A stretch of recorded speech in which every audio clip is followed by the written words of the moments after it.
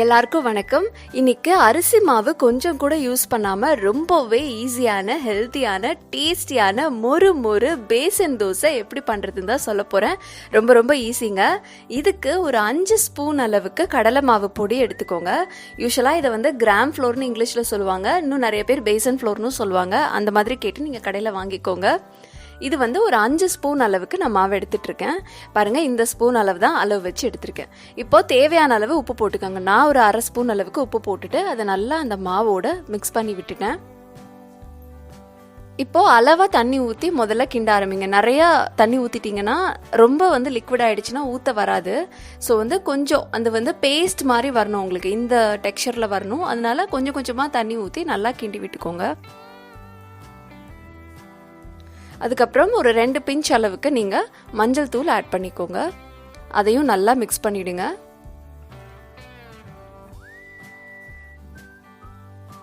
அப்புறம் ஒரு பச்சை மிளகாவை நல்லா இந்த மாதிரி குட்டி குட்டியாக கட் பண்ணிட்டு இருக்கேன். காரம் உங்களுக்கு அதிகமாக வேணும்னா நீங்கள் 2 கூட போட்டுக்கலாம். அப்புறம் பெரிய வெங்காயம் நல்லா ஒரு கை அளவுக்கு நைஸாக கட் பண்ணி ஆட் பண்ணியிருக்கேன். கொஞ்சம் தக்காளி ஆட் பண்ணியிருக்கேன். அப்புறம் ஒரு கை அளவுக்கு ஃப்ரெஷ் கொரியாண்டர் லீவ்ஸை கட் பண்ணி ஆட் பண்ணியிருக்கேன். லைக் இந்த முட்டையில் நம்ம எப்படி ஆட் பண்ணுவோமோ அதே மாதிரி தான். இதெல்லாம் ஒரு நல்ல ஃப்ளேவர் கொடுக்கும். அதுக்காக இந்த மாதிரி ஆட் பண்ணிங்கன்னா சூப்பராக இருக்கும். இது கூட நான் என்ன பண்ணியிருக்கேன்னா, எனக்கு கொஞ்சம் முருங்கை இலை கிடச்சிது. அது கொஞ்சம் ஃப்ரெஷ்ஷான முருங்கை இலையை நல்லா கழுவிட்டு ஆட் பண்ணியிருக்கேன். இது நல்லா வாசம் கொடுக்கும் அந்த தோசைக்கு. அதை விட முக்கியமாக இதுவும் ரொம்ப நல்லது உடம்புக்கு. ஸோ இந்த மாதிரி ஆட் பண்ணோன்னா மாவு ரெடி ஆகிடுச்சு. இப்போ நீங்கள் தோசைக்கல்லில் ஊற்றிடலாம்.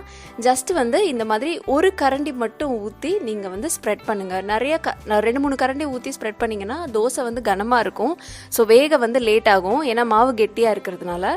ஸோ ஒரு கரண்டி மட்டும் ஊற்றி இந்த மாதிரி நல்லா ஸ்ப்ரெட் பண்ணி விடுங்க. நீங்கள் தான் ஸ்ப்ரெட் பண்ணி விடணும். தோசை மாதிரி ஊற்றினீங்கன்னா வராது. ஜஸ்ட் ஸ்ப்ரெட் பண்ணி விடுங்க. ஒன்ஸ் அதில் சின்ன பபிள்ஸ்லாம் வந்ததுக்கப்புறம் நீங்கள் இன்னொரு சைடுக்கு திருப்பி போட்டுடலாம். பாருங்கள், அது அப்படியே டேர்ன் ஆகுது. இன்னும் கொஞ்சம் கலர் எல்லோவாகுது, பபிள்ஸ்லாம் வருது. இந்த டைமில் மெதுவாக டேர்ன் பண்ணுங்கள். வேகமாக டேர்ன் பண்ணிங்கன்னா பிஞ்சிரும். ஸோ மெதுவாக டேர்ன் பண்ணி போடுங்க. இப்போ இந்த பக்கம் கோல்டன் கலரில் ஆயிடுச்சு. அதே மாதிரி அந்த பக்கமும் உங்களுக்கு ஒரு கோல்டன் ப்ரௌன் வந்ததுக்கப்புறம் நீங்கள் அடுப்பை ஆஃப் பண்ணிடலாம். செம்ம சூப்பரான மொறு தோசை. யூஸ்வலாக அரிசி மாவே இல்லாமல் ரொம்ப சூப்பரான கடலை மாவு தோசை செம்ம டேஸ்ட்டாக ரெடி ஆகிடும். ட்ரை பண்ணி பாருங்கள். நிறைய பேர் மார்னிங் டைமில் பிரேக்ஃபாஸ்ட் சாப்பிடாமே ஆஃபீஸ் போய்ட்றீங்க. இந்த மாதிரி ஒரு சிம்பிளான ரெசிபிஸ் தெரிஞ்சு வச்சுக்கிட்டா ஈஸியாக செஞ்சு சாப்பிடலாம். ஹெல்த்தியாகவும் இருக்கும், ஃபில்லிங்காகவும் இருக்கும். ட்ரை பண்ணி பார்த்துட்டு உங்கள் கமெண்ட்ஸை கமெண்ட் செக்ஷனில் போடுங்க. அண்ட் PowerGlass ப்ரொடக்ஷன்ஸை சப்ஸ்கிரைப் பண்ணுங்க. அதோட உங்கள் லைக்ஸையும் கொடுங்க. எனக்கு ரொம்பவே என்கரேஜிங்காக இருக்கும். And this is me Priya Vinod, signing off here. Take care. By.